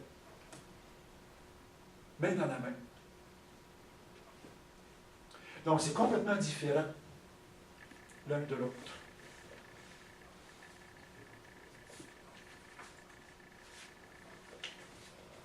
Quand le pape demande de prier pour lui, dans le fond, compris ou compris pas, il va y arriver ce qui arrivera. On n'a pas... Non. Là, c'est complètement différent. La prière ici, rock'n'roll. La prière a comme rôle de modifier l'agir de Dieu en notre faveur. Donc, dans ce contexte-là, si tu comprends la parole du pape comme étant dire, écoute, je vais prier Dieu pour que Dieu protège de façon miraculeuse ou qu'il envoie des événements positifs sur le pape François.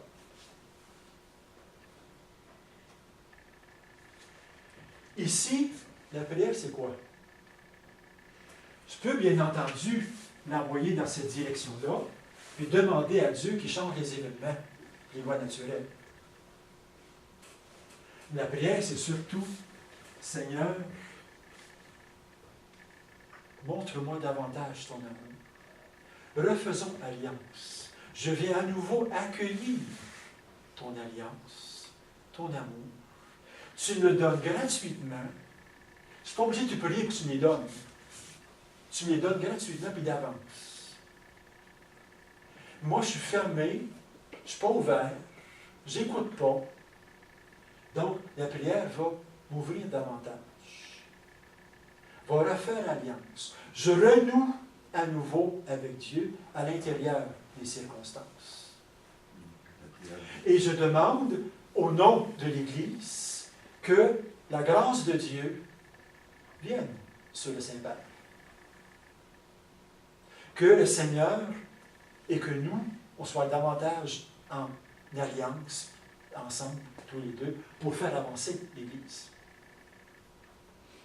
OK, il y a une nuance entre les deux.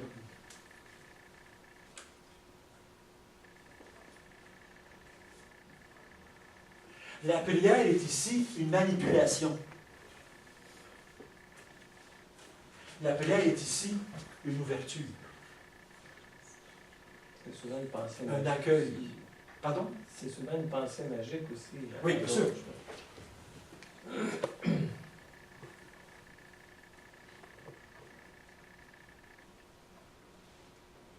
Je fais pas de plus. Vu qu'il n'y a pas de question. Il y en a plein dans les yeux. Bon.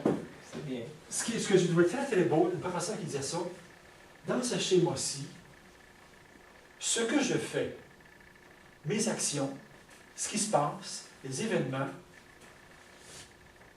c'est 100% de Dieu et c'est 100% de moi. Parce qu'on fait 100% ensemble. C'est vrai. On fait alliance. Ma vocation, là, ma vocation à moi, le moine, elle est 100% de Dieu. C'est Dieu qui m'a choisi, c'est Dieu qui m'a fait, c'est Dieu qui m'a donné telle qualité, telle possibilité, qui m'a permis de faire telles études, qui m'a donné tel tempérament, tel défaut, qui a fait ce que je suis. C'est lui qui m'a appelé, je peux nommer les circonstances où il m'a appelé, poussé, parce qu'il y a des circonstances. C'est 100% de lui. Et en même temps, c'est 100% de moi. C'est moi qui est librement, totalement libre, accepté d'entrer dans son projet. C'est moi qui, totalement, librement, ai fait telle démarche. J'ai fait telle chose. J'ai fait telle demande à la communauté. J'ai fait telle et telle chose. C'est totalement moi qui l'ai fait. Et je peux dire en bout de ligne, je n'ai jamais été manipulé. Ce n'était pas un projet d'avance fabriqué dans lequel il fallait que j'entre parce que c'était ça, je n'avais pas le choix. C'est moi qui l'ai fait, ce projet-là. C'est ma vie monastique. Et c'est en même temps, en totalité, un projet de Dieu. On l'a fait tous les deux ensemble. est-ce que c'est là que rentre la providence en ligne de compte? Bien comprise. Oui. C'est que Dieu a veillé sur moi. Dieu m'a pourvu à mon existence. Dieu marche avec moi, main dans la main. Est-ce que tu donnes 100% de toi aussi pour aller vers lui? Oui. Mais en même temps, c'est pas la manipulation, puis la tirer par les ficelles, puis tu n'as pas le choix, il faut que tu entres là-dedans, il faut que tu devines qu'est-ce que je veux que je fasse. Là. Et c'est en ce sens-là que je disais tantôt, on fait la volonté de Dieu. On travaille tous les deux à un projet. Ce n'est pas un plan fait d'avance, d'architecte de maison toute construite. Puis là, il faut que tu, avec ton ordinateur, tu trouves le bon piton. Parce que si tu ne trouves pas le bon piton, ça va aller mal. Tu ne rentres pas dans mon plan. Donc, c'est pour ça que c'est dit de faire la volonté du Père et non pas de l'accomplir. C'est pas C'est écrit ça. d'avance. C'est ça. De la faire, dans l'autre sens du mot, et qu'on la fait au fur et à mesure. J'entre dans le projet de Dieu, je suis en alliance avec lui, main dans la main, petit à petit, au fur et à mesure que le temps a avancé, je suis entré dans son projet, il m'a guidé, il m'a soutenu, il m'a donné des signes, il m'a donné des prises de travail. J'ai dit oui, j'ai dit non, on va recommencer, on est reparti. Puis tranquillement, ça a donné ce que ça donne. Puis je suis encore en train de bâtir. Je n'ai pas trouvé ma vocation, c'est pas fini, là. Ma vocation continue d'avancer et de progresser. Parce que je suis toujours en train de cheminer avec lui. Julien? Dans le fond, c'est quand on fait alliance avec Dieu, avec un certain consentement, que là, on peut dire qu'il y a une providence de Dieu dans notre vie. Oui. Quelqu'un à côté de moi qui n'a aucune relation avec Dieu, il n'y a pas tant de providence de Dieu. Ben non, il est ici, lui, là. C'est ça. Il fonctionne dans la vie en tenant compte des événements, puis il va naturel, puis il est tout seul. Ouais. Dieu est absent. Ici, je suis coincé dans un programme, je suis coincé pour manipuler quelqu'un pour que lui agisse selon ce que moi je veux. Et là, je dis que je crois à la providence beaucoup, beaucoup, parce que je prie, puis il va m'envoyer des événements que je vais considérer comme étant providentiels. Si vous le savez, ça va me modifier profondément ma prière. Hein, ça. J'espère. C'est ça l'objectif. Je pratique aussi la prière de consentement, là, comme on dit, ben, c'est l'ouverture. Je veux dire, je comprends, je n'étais pas totalement là-dedans, mais des fois, on y demande. C'est ça. Ça ne veut pas dire qu'il ne le ferait pas, là, si on croit au miracle, mais bon. C'est ce que Daniel disait ce matin dans son livre. Ben oui, ben oui, c'est vrai. Elle dit Marie qui s'adresse à Jésus en lui disant écoute, ils n'ont plus de vin. Qu'est-ce que tu veux? C'est ça. Moi, je me situe ici, puis écoute, là. Il y a telle situation, je n'ai pas de solution, là. J'avais déjà entendu un auteur. Alors que, là, ici, on va dire écoute, Seigneur, demain après-midi à 4 heures, fais telle chose, puis telle façon, puis telle manière, puis ça va être le signe de ce que je vais nous autres C'est encore. moi qui ai le projet, bien sûr. Oui, Il y avait un auteur spirituel qui disait si Dieu me laisse libre, pourquoi moi je ne laisserais pas Dieu libre aussi? Pourquoi Dieu n'est pas libre? Pourquoi il faudrait absolument que je le manipule? Si Dieu en personne me laisse libre, je trouvais ça vraiment génial. En fait, Dieu crée un être autonome. Et sa grandeur, c'est de faire un être autonome. Donc, il va respecter mon autonomie. Il va me faire quelque chose pour fonctionner à 100%. Jusqu'à ne penser qu'il n'existe pas. Il nous laisse Oui, libre. tout à fait. Jusqu'à. C'est ça. Jusqu'à mon impression qu'à un certain moment donné, là, il n'est plus là. Est-ce qu'on pourrait dire que la providence, dans le fond, elle va germer d'un dialogue avec Dieu? Oui. Donc, de cette relation-là, dialogale, de lui envers nous, de nous envers lui, de là germe la providence de nos actions communes. C'est ça. Il y a des auteurs qui vont dire nous faisons la providence. Nous. Et oui, c'est ça. Dieu est. Non, non, nous. Nous faisons. Si moi j'écoute, si moi je me suis ici, là, j'écoute comme il faut ce que Dieu veut, son projet évangélique, et que je m'engage dans la société pour travailler de ce côté-là. Travailler pour la justice. Un peu moins d'exploitation. Un peu plus de paix dans ma vie, dans ma famille, dans ma communauté, dans ma société. Parce que ça vient de là, là. Dieu me donne son amour, Dieu me donne sa paix, que je veux transmettre ensuite aux autres. Donc là, je vais faire que la providence va tranquillement entrer par mon billet ici. Il y a des conséquences. Il y a des conséquences qui vont aller ici. Donc la providence ne tombe pas du ciel comme ça, le pouf, pouf, pouf. Elle passe à travers nous. 100% de lui, 100% de lui. Et non seulement on peut créer la providence, mais on est providence. Justement en la faisant passer à travers nous. C'est ça. Parce qu'on va avoir l'impact sur l'événement. Bon, telle communauté religieuse, par exemple, c'était la providence des pauvres. Mais c'était par ces personnes-là, de cette communauté-là, que la providence se manifestait par ces pauvres-là. C'était pas la providence qui envoyait un chèque qui tombait du ciel, pouf, comme ça, là, tu sais. Ça serait pas, par exemple. Ça, c'est encore là-dedans, oui. C'est une petite observation seulement que je fais dans ma vie à moi, que dans le fond, on dit que Dieu est amour.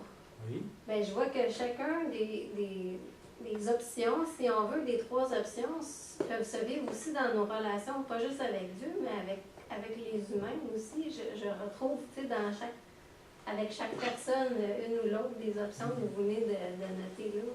Je trouve ça le fun de voir que l'amour, elle se vit pas seulement avec Dieu, mais avec les personnes. La Vierge Marie, l'incarnation. L'incarnation, c'est 100% de Dieu. La Vierge Marie, pour rien en soi. Et 100%, c'est le Fils qui décide de s'incarner, c'est le Père qui envoie son Fils, c'est l'Esprit qui revient de son ombre. C'est un don gratuit, absolument totalement gratuit de Dieu. Et en même temps, c'est son oui. C'est son acceptation. C'est sa disponibilité. C'est son utérus. C'est son placenta. C'est son sang. C'est son oxygène. Qui donne les deux ensemble l'incarnation.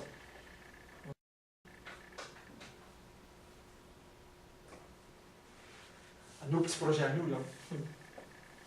100% de Dieu.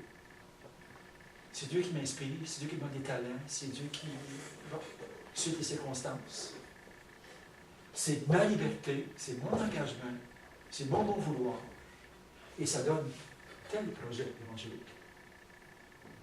C'est de comprendre le 100% de Dieu, des fois, qui n'est pas facile. Là. C'est là qu'on comprend. C'est là qu'on voit que notre générosité, elle ne va pas loin. Et ça prend celle de Dieu pour le faire marcher. Oui, Virginie. Je veux juste revenir sur ce que Francis a dit tantôt sur Medjugorje. Parce que tu sais, je suis en train de passer à ça et je me dis, c'est sûr que la prière peut avoir un impact parce que ça change les cœurs, tu sais, même ça adoucit les cœurs, ça les ouvre les cœurs, donc ça peut avoir des conséquences sur la nature, les guerres, tout ça. Tu sais, comme moi, je pense à ma mère, j'ai pas tout été convertie. Quand Dieu était absent dans ma vie, il était présent. Mais moi, j'étais absente à son appel, mais je sais, en faisant un recul, que par les prières de ma mère, ça m'empêchait de faire bien des niaiseries que j'avais faites. Je serais peut-être même pas là aujourd'hui. Fait que, il ne faut pas sous-estimer non plus comme la puissance de la prière, dans le sens où ça ouvre les cœurs. Là, ça peut changer le reste au complet. Je viens attendre. J'embarque là-dedans aussi, là, en voulant dire que souvent, les actes providentiels dont on parlait tantôt, là, okay? On les voit à distance. C'est extrêmement difficile et douteux de dire « Oups, ça c'est providentiel ». Ça peut arriver. Mais c'est assez rare. Quand on relit son existence, là, oups, il y a telle chose, il y a tel événement, des petites affaires parfois, là, qui font que Dieu est intervenu, Dieu vient, Dieu nous travaille. Ou le heureux hasard, si on peut expliquer. C'est ça. Le heureux hasard disant que il est arrivé telle affaire, c'est ça. Mais tel prêtre qui était là au bon moment. C'est ça. Mais les heureux hasards sont rarement aujourd'hui puis hier. Ouais.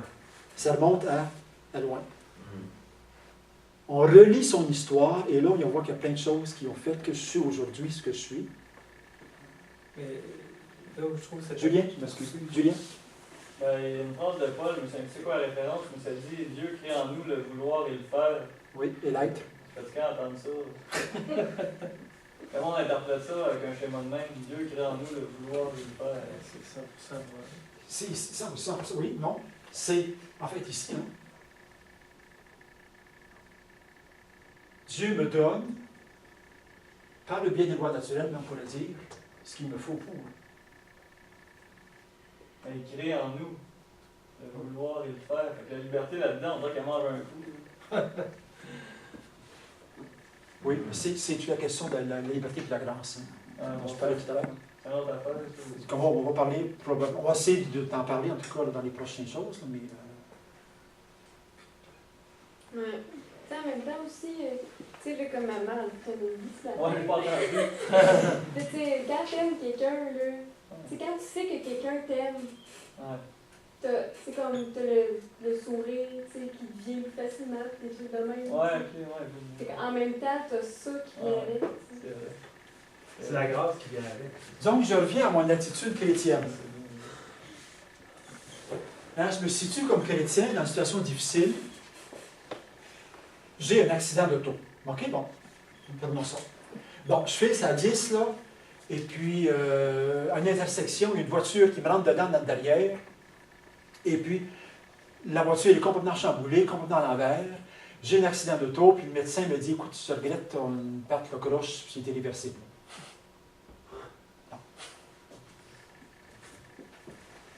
Dieu absent, ben, c'est comme ça, c'est comme ça. Hein. Il n'y a pas de signification à chercher, c'est arrivé comme ça. J'ai pas été chanceux, puis j'avais roulé un petit peu plus vite, j'avais manqué le camion, puis il ne me laissait pas rentrer dedans, ça n'était pas arrivé. Bon. Plein de choses que je peux me reprocher, c'est un événement naturel dont je suis la victime. Dieu gouverne le monde. Je vais me dire, bon, écoute, il y a peut-être quelque chose de mauvais que j'ai fait, qui fait que Dieu me punit.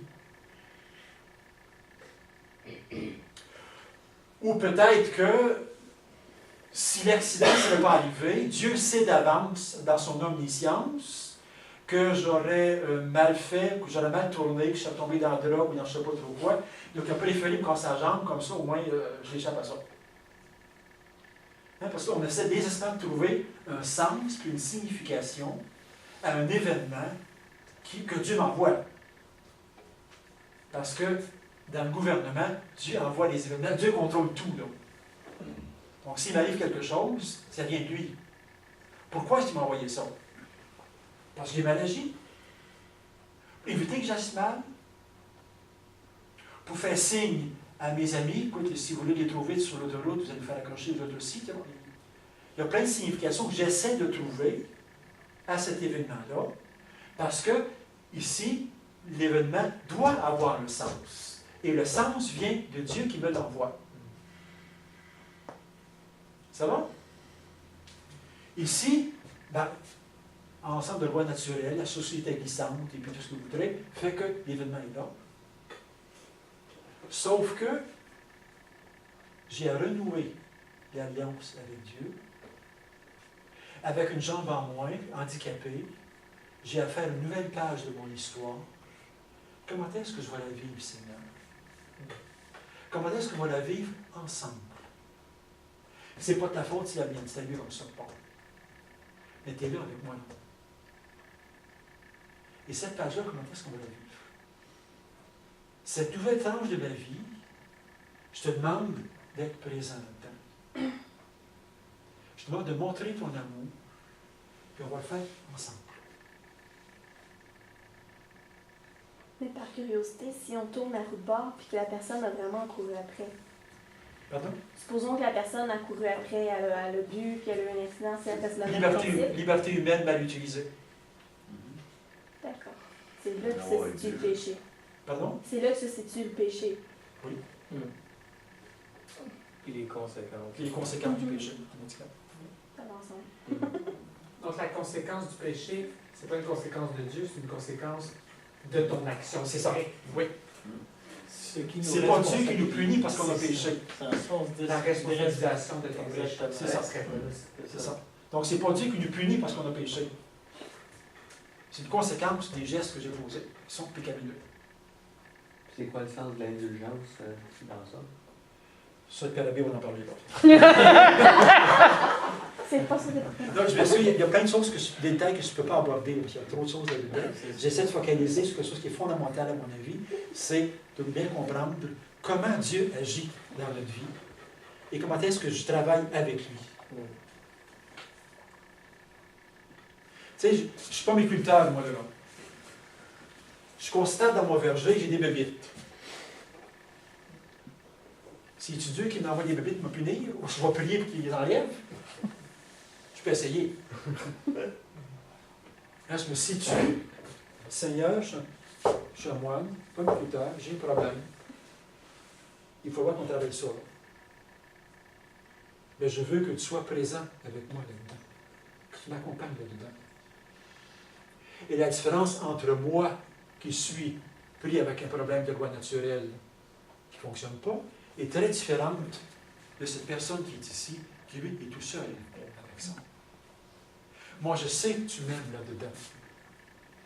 Et je me confie à toi.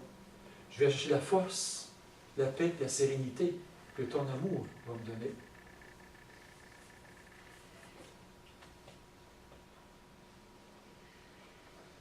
Ce qui n'empêche pas de prier Dieu, de lui demander. En faisant exactement comme Daniel a dit ce matin, Seigneur, j'ai un problème de bébite. C'est très différent de dire, Seigneur, j'ai un problème de bébite, il s'agit de la mouche de la pomme, je crois que je ne l'avais pas vu, et puis j'aimerais ça que demain après-midi, il y a un orage qui tombe, les mouches de la pomme meurent toutes par goût de la grève. Tu sais, moi, donner un programme très détaillé d'intervention. Comme on entend parfois, pourquoi tu m'envoies ça, puis pourquoi, puis qu'est-ce que j'ai fait. Ça devient culpabilisant, puis on est plus libre, là, on est mal, là, on peut être plus dur, plus bon, puis plus fin. C'est très différent de... La situation la plus angoissante, c'est celle-ci. Oui, parce que là, tu es seul. J'ai aucun sens. Ouais. Ici, parfois, il faut que j'en manipule un, j'en trouve un, là. Tu peux t'en sortir. Tu peux en sortir un petit peu, là.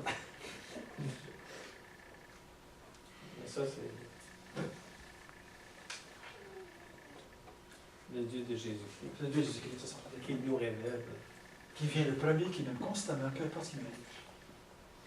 Mais dans le troisième schéma, on peut aussi se demander pourquoi, mais pas pourquoi Dieu nous l'envoie. C'est de retourner aux lois naturelles, puis à la liberté humaine, de comprendre qu'est-ce qui a été la cause, parce qu'il y a une réalité quand même qui est là. Ça, c'est l'intelligence humaine qui travaille. Voilà. La responsabilité humaine. Dans ce schéma-là, on est plus lucide aussi, on connaît la science. L'Église, dans le temps de Galilée, c'est encore dans ce schéma-là.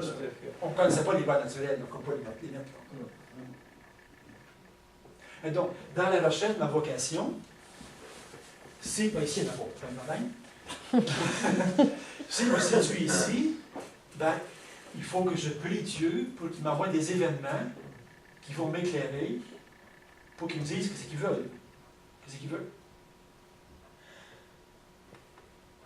Ici, j'ai reçu des dons, j'ai reçu un certain nombre de possibilités, puis de non-possibilités. J'ai des talents, j'ai des absences de talents. J'ai une histoire déjà engagée, je ne suis pas né au monde hier, là. J'ai déjà des orientations de prise, j'ai déjà des choix de fait. Donc je viens chercher au Seigneur sa lumière, son amour, pour que tous les deux ensemble, on fasse un projet de vie. Non pas de deviner un plan tout fait d'avance dans lequel j'ai aucune liberté, sinon c'est de peser sur le bon bouton, mais un plan de vie qu'on va faire tous les deux ensemble. Seigneur, qu'est-ce que tu veux que je fasse? Qu'est-ce que tu aimerais que je fasse là? Avec les possibilités qui sont les miennes, qu'est-ce qui s'ouvre devant moi?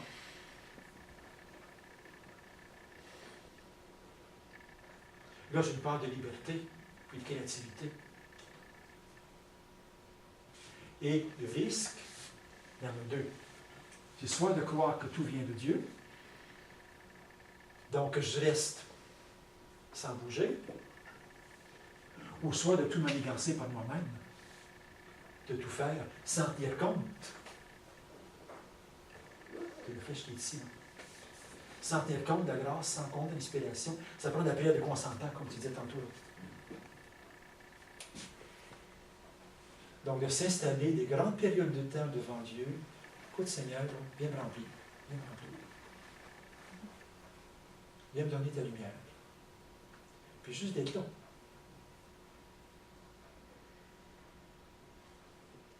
Non pas de dire, Seigneur, regarde comment est-ce que je prie bien, donne-moi des signes. Regarde comment est-ce que je fais bien ça, fait une demi-heure que je suis là, puis j'attends toujours. Tu sais. De dire, écoute, tu passes ton temps, tu passes ton temps à me donner des signes. Tu passes ton temps à agir dans ta vie. C'est toi qui agis le premier. Je ne suis jamais disponible. Là, je te donne du temps. Je vais me prendre une demi-heure, 3/4 d'heure, juste m'asseoir devant Dieu pour que tu me remplisses. Tu me remplisses. Pour que je puisse t'écouter. Qu'est-ce que tu as à me dire? Qu'est-ce que tu veux pour moi? Comment est-ce qu'on peut faire tous les deux, là, quelque chose de beau avec ma vie? Quelque chose de beau avec mon existence.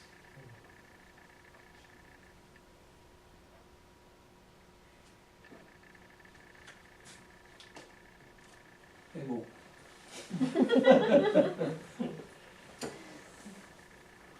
Bon, je suis conscient que ça brasse, là, mais j'espère que ça libère. Oui. J'espère que ça libère. Que ça donne du souffle. Ça donne du souffle. Il y a plein de questions connexes là, auxquelles je ne peux pas répondre.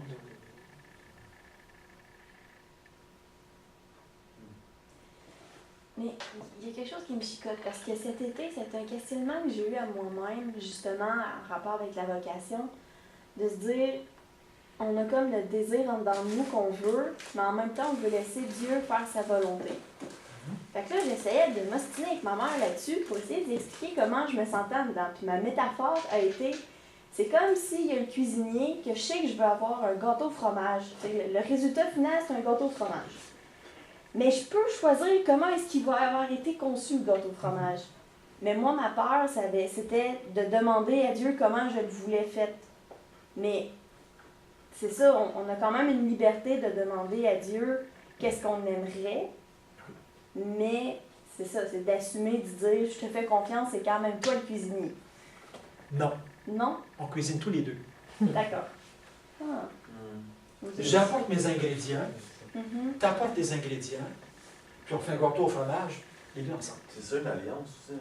C'est l'alliance. Ok. Je pense que c'est là justement que j'avais pas trouvé de C'est ça. dénouement de mon histoire. C'est bon. Ouais. Ok. Tu comprends ce que je veux dire? Oui, oui, oui, oui. C'est Oh, oui, ça va, oui. c'est vous comme les gens ne se donnent pas la peine d'aller jusque-là. Les gens qui se disent athées, mais qui ne le sont pas vraiment, puis qu'on pense, nous, les catholiques, les chrétiens, qu'on est dans ce modèle-là, Mais c'est ils tellement ne se donnent pas la peine d'aller. C'est tellement naturel chez C'est ça. Moi, toute, ça me- notre ça éducation, me- toute notre éducation a été faite comme ça. Si tu es gentil, C'est ça pas va bien moi. aller. Si tu viens à l'école, tu as des bonnes notes. Constamment, Mais ça nous responsabilise aussi là, quand il n'y a pas de Dieu. Je veux dire, si tu étudies, tu vas avoir des bonnes notes, ça va de soi. Là, ça... Oui, ça va de soi. Mais on doit intégrer ce schéma-là Exactement. avec les êtres humains, dans notre éducation, dans notre travail, partout. Puis on essaie de le On reproduire. reproduit instinctivement sur Dieu dans le schéma religieux. Tu sais, quelqu'un qui donne gratuitement de l'amour, ça n'existe pas, là, les planètes, là. Qui donne gratuitement, puis qui vient gratuitement, puis qui revient, mais qui n'a pas de réponse, ça n'existe pas. Il n'y a que Dieu qui fait ça. Et c'est en ça que c'est une bonne nouvelle. De découvrir ça. On nous aime parce qu'on est, pas parce qu'on fait. Oui. Oui. Je trouve que c'est le schémage-là, comme vous avez dit tantôt, le beau mot que vous avez choisi, c'est le mot pédagogique, les révélations pédagogiques. C'est que le premier schémage, ça aide en enfant de responsabiliser eux-mêmes un peu pour grandir. Mais ensuite, l'image, c'est la maturité où on comprend que nos parents nous aiment même avant qu'on ait mérité, en fait. C'est qu'ils veulent nous suivre, nous apporter l'aide et le support, même quand on n'est pas bon, quand même échouer, etc. C'est juste, il n'y a pas de faux et vrai, c'est juste une évolution ou Et dans c'est ça. Et dans une bonne éducation, les parents vont rapidement arrêter ce schéma-là pour laisser l'enfant à sa liberté, avec tous les risques que ça implique. OK? Pour qu'à un moment donné, accompagner, puis sache qu'il les aime, même s'il fait des gaffes. Voilà. Mais c'est indispensable qu'il en fasse pour devenir adulte. Et ça prend beaucoup d'amour et de confiance. Ça prend beaucoup d'amour et de confiance, puis il y a beaucoup de parents contrôlants qui restent ici. Parce que c'est très sécurisant chez Moga.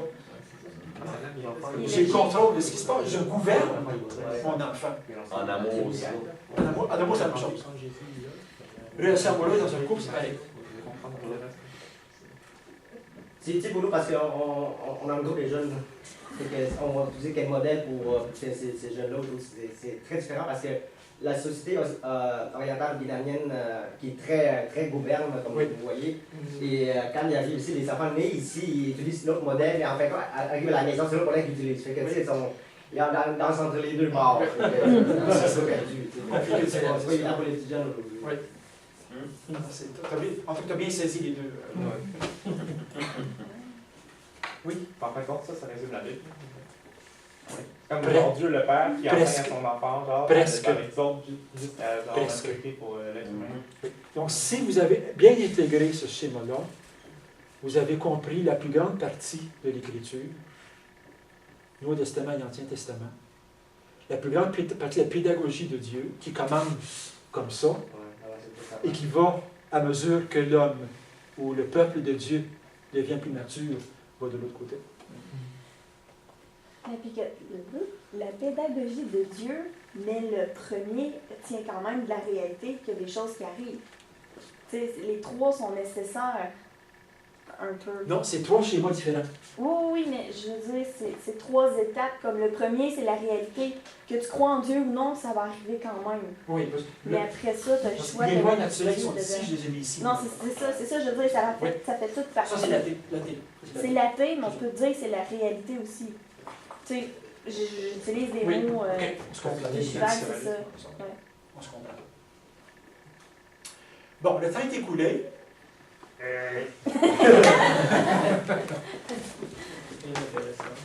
Donc, je vous remercie beaucoup de votre courage. Merci. J'espère que je n'ai pas trop brassé.